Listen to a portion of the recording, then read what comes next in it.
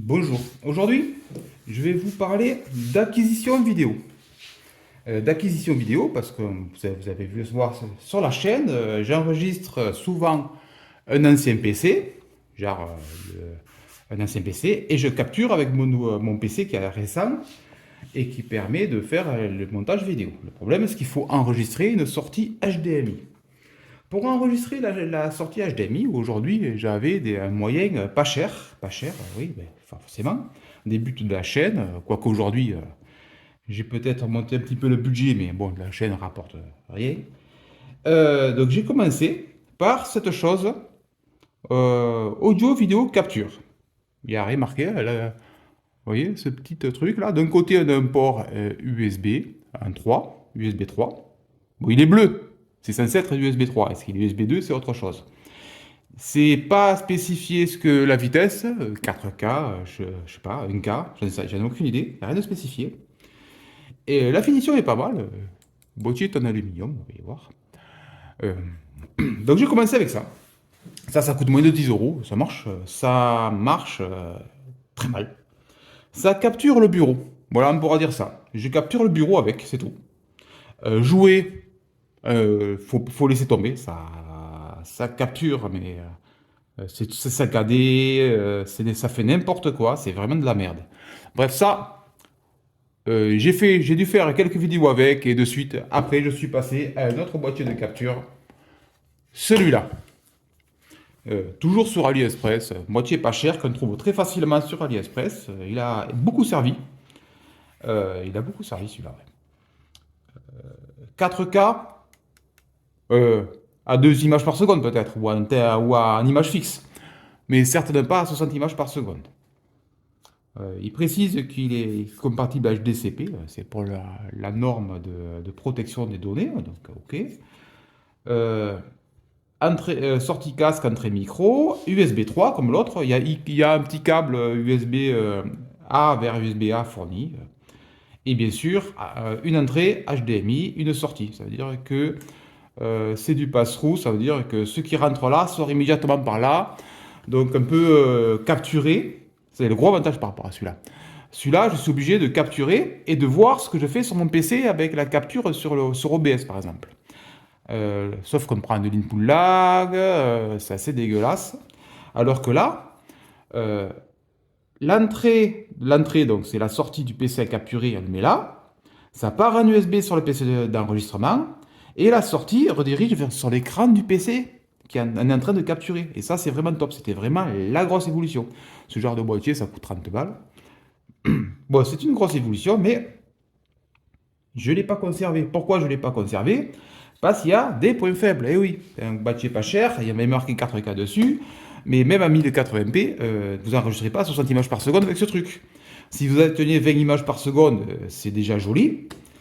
Euh, Curieusement, il avait des petits bugs quand vous lancez par exemple un terminal en mode administrateur. Vous faites un bouton droit administrateur, vous avez une pop-up qui se lance et il vous marque, que ça sonne, ça marque cliquez sur OK pour confirmer l'administration.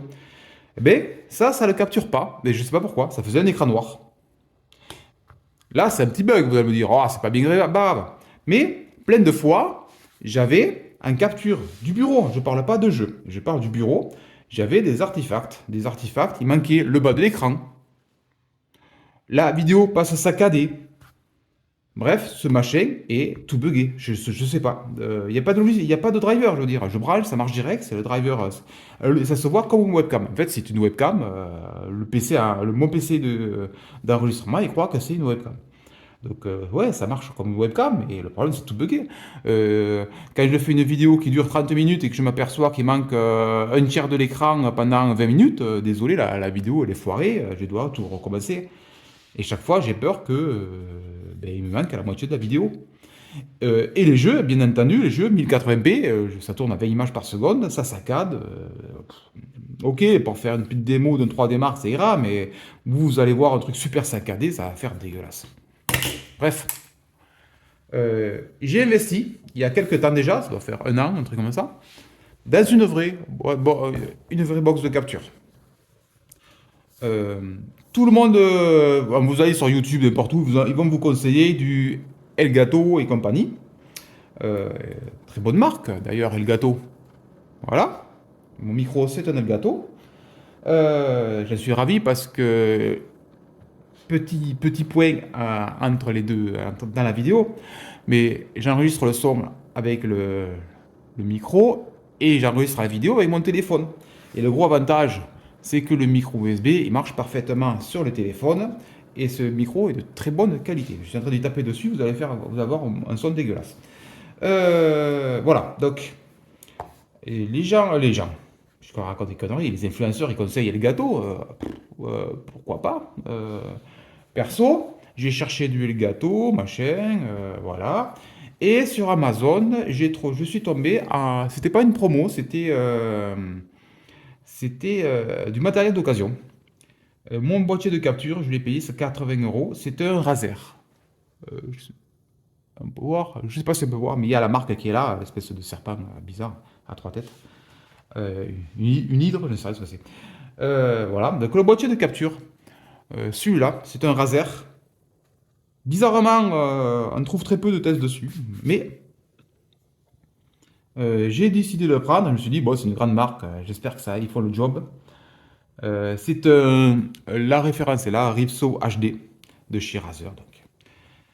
Je n'ai pas de périphérique Razer, j'ai même pas de souris. Eux, ils sont spécialisés souris clavier, vous savez, les sets de gaming et tout ça, des casques, et voilà, ils ont beaucoup de trucs. Mais il faut aussi un périphérique de capture, celui-là. Donc, même système que tout à l'heure. Entrée, sortie en passe-through, ça veut dire qu'il n'y a aucun délai entre ce qu'on est en train de l'écran qu'on a de notre PC, qu'on est en train de capturer.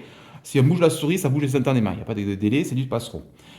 Et en USB-C est envoyé vers le PC de capture le flux. Casque, micro. Bon, pourquoi bien. Bon, je ne m'en sers pas, moi. Je branche directement le Elgato sur le PC de capture et j'enregistre la voix, le flux du micro directement. Ça marche très bien. Je ne passe pas par ça, je veux dire. Voilà. Et par rapport à ces bouses, c'est toujours vu comme webcam, pas besoin de driver. J'ai rien installé. J'ai pas installé le driver Razer. J'ai rien installé du tout. C'est vu comme webcam. Il apparaît donc un flux vidéo et une carte son. Oui, oui, il y a une carte son qui apparaît. Et la carte son, c'est celle qui diffuse le HDMI. Donc, quand vous branchez un USB, vous allez voir apparaître à côté de l'horloge, le truc son. Vous cliquez dessus, vous allez voir qu'il y a une des cartes son, c'est la Razer. Et c'est cette carte son qu'il faut ajouter, par exemple, sur OBS si on veut capturer le son HDMI. Parce que par défaut, vous allez capturer le son de votre micro et vous n'aurez pas le son du jeu. Donc, effectivement, c'est un peu con. Donc, il faut capturer les deux et faire un mix des deux après au montage. Là, la capture bureau 1080p, ça ne bug jamais. Il n'y a plus de vidéos 1 tiers, 2 tiers pété. Quand vous avez la pop-up, passez à mon administrateur, elle est capturée, tout fonctionne bien. Et dans les jeux, 1080p, 60 images par seconde, stable. Ça veut dire que si ça saccade, c'est que ça saccade en vrai. Et ça, c'est génial. Le PC, ce que je fais avec OBS, c'est que j'ai la chance d'avoir une GeForce, donc j'enregistre sur le PC de capture, je parle, qui est branché l'USB-C là. Oui, USB-C. J'enregistre avec le NVENC de la GeForce. Ça veut dire que c'est la compression hardware de la GeForce qui s'occupe du boulot, c'est pas le CPU. Et l'avantage, c'est que c'est capable sans problème d'enregistrer du 1080p à 60 images par seconde. Donc, toute cette vidéo, c'était juste pour vous dire, vous débutez sur YouTube, vous voulez faire de la capture, vous voulez faire de l'acquisition, vous voulez streamer. Streamer un PC qui n'est pas votre PC principal, streamer je sais pas quoi. N'achetez pas ces merdes en fait. Vous allez perdre de l'argent, c'est complètement con ce que je dis, mais genre 10 balles, 30 balles, ça fait 40 balles, bon ok, 40 balles de plus, il y aurait eu ça, alors que là j'ai dû acheter les 3. Donc je ne conseille pas forcément cette marque, prenez celle que vous voulez, vous pouvez prendre du Elgato, je suis sûr que ça marchera très bien Elgato. Vu la qualité de la matériel, même si c'est un peu trop influenceur, sponsor. Mais voilà, donc un vrai boîtier d'acquisition vidéo de marque, et ça vous épargnez énormément de problèmes. C'est juste, voilà, je voulais juste faire cette vidéo pour ça, parce que franchement, moi j'ai fait la connerie de vouloir acheter des trucs de merde au début. Et au final, j'ai dû acheter un vrai boîtier d'acquisition. Donc, autant directement acheter le boîtier d'acquisition. Et ah oui, et j'ai acheté un petit truc. Quand je capture un PC qui n'a pas de HDMI, oui, ça arrive. Un PC qui n'a pas de HDMI ou autre, mais qui a du VGA. J'ai ce truc. Euh, Ventillon. Je sais pas, vous allez voir, la marque est là. Vous branchez d'un côté le VGA. De l'autre côté, vous branchez le HDMI. Et vous branchez aussi un USB. L'USB, c'est uniquement pour alimenter le petit boîtier. Et ça fonctionne très bien.